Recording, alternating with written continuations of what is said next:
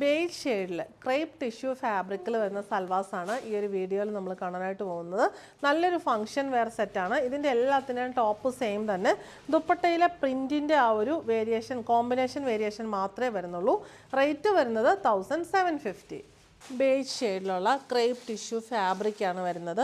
യോക്കിൽ ഇങ്ങനെ ഒരു പാച്ച് കൊടുത്തിട്ട് ആ പാച്ചിൽ ബേജ് ഷെയ്ഡിലുള്ള ആ ഒരു കട്ട് ബീഡ്സ്, ചെറിയ പേൾസ് ഒക്കെ വെച്ചിട്ടുള്ള ഹാൻഡ് വർക്ക് വരുന്നു. ബോട്ടം സെയിം ഷെയ്ഡിലുള്ള കോട്ടൺ ബോട്ടം. ദുപ്പട്ടയിൽ മാത്രമേ വേരിയേഷൻ വരുന്നുള്ളൂ. എല്ലാത്തിനും ടോപ്പ് സെയിം തന്നെ.